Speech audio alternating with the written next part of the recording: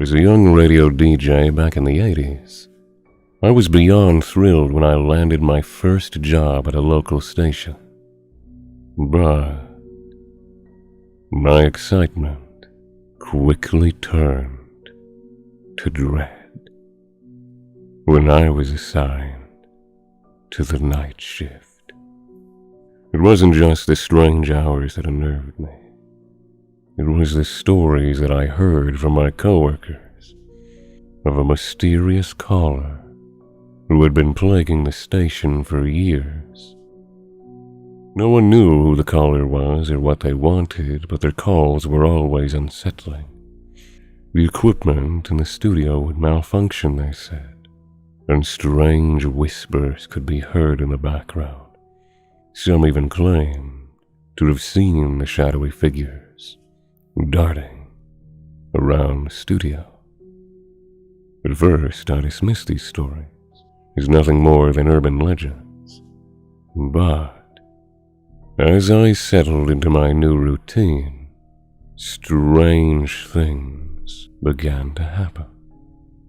The equipment would malfunction at random intervals, and I could swear I heard a whispering in the background of some of the calls I received. One night, as I was about to take a break, the phone rang. Of course, I answered it, expecting to hear a request for a song or a shout-out. As soon as I said my usual greeting, I heard a faint buzzing on the other end of the line. "Good evening, you're on the air with me. What's your name?" "My name is... I don't have a name," came the reply in a hushed tone. The caller's voice was distorted, almost like it wasn't human. I tried to keep the conversation going, but the caller seemed hesitant to speak. As the night wore on, the caller's voice became more and more distorted. It was like they were speaking in another language.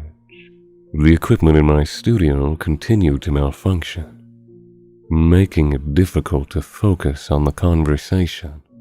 And then, suddenly, the call dropped. I was relieved, but also disappointed. I'd hoped to keep the conversation going and find out what was going on.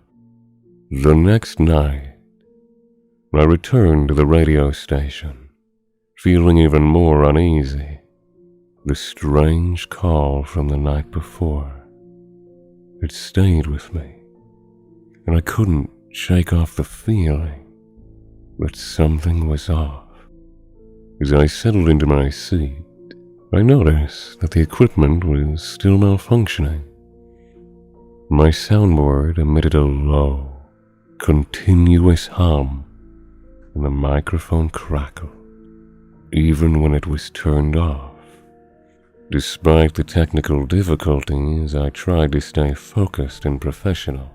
But as the night wore on, I felt increasingly on edge. And then, just as I was about to take a break,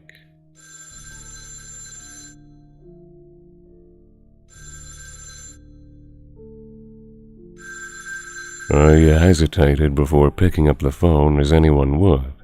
I wasn't sure if I was ready to face that strange caller again, but something compelled me to answer.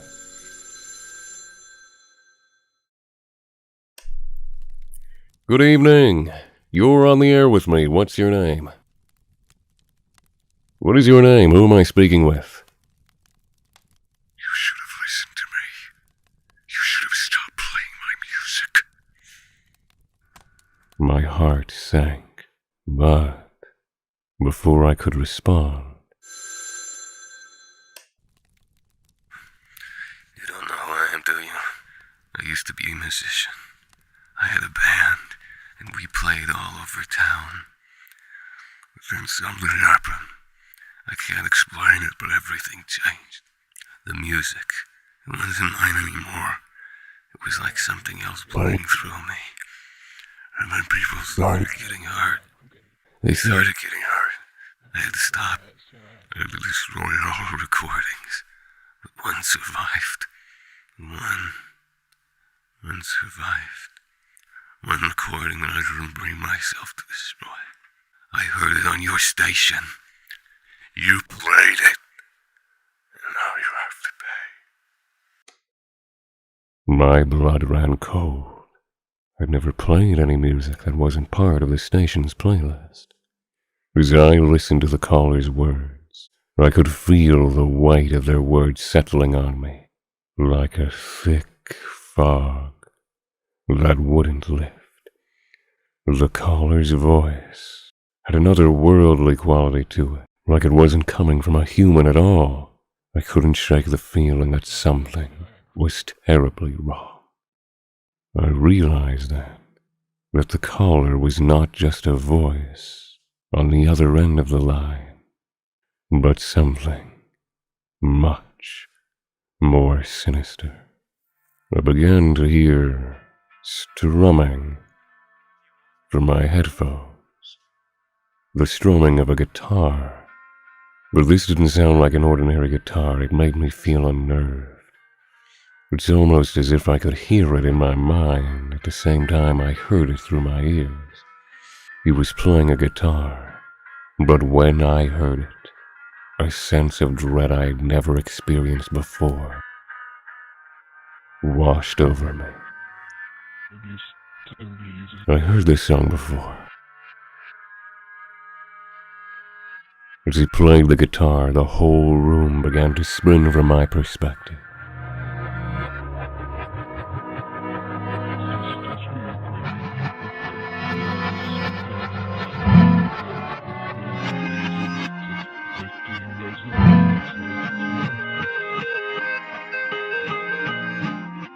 I felt like I was being pulled into a vortex of it.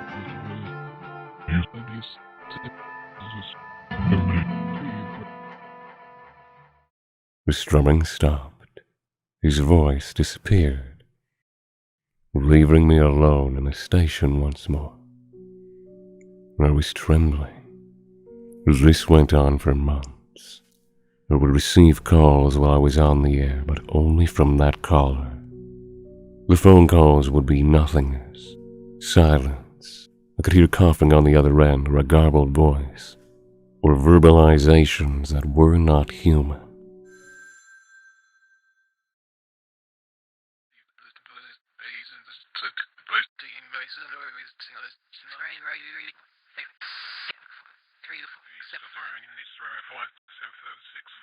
Then they'd hang up.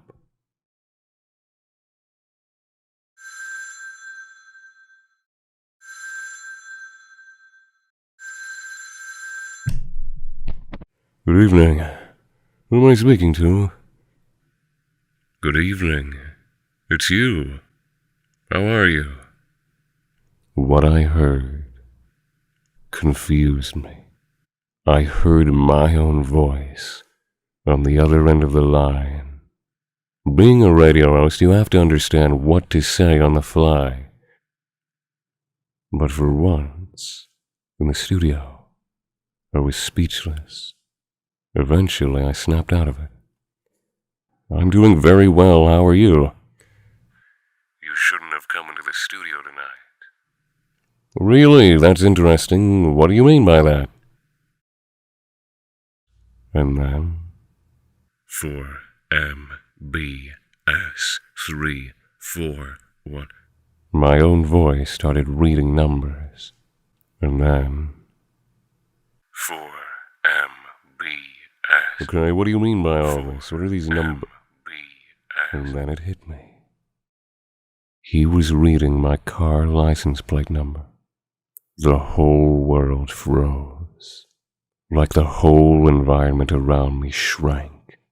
And me and this phone were the center of everything.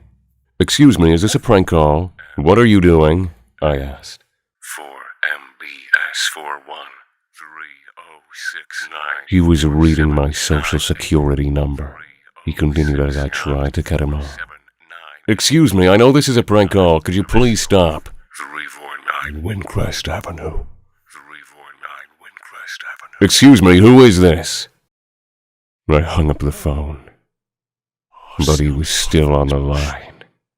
I flipped every switch frantically trying to deactivate the phone line, but I could still hear his voice on the other end. Sweat poured down my body. I took my headphones off. I chalk it up to technical difficulties. At least whoever listened to the station that night got some great entertainment. I went to the bathroom, but then, you're gonna die tonight. In my ears, I could hear my own voice telling me things, but it was mixed with the voice of the caller. You shouldn't have killed me. I freaked out and left the station. That night was the weirdest of my life. I don't know who that person was. I don't know if they're still alive or who they are. But in the following weeks, I quit.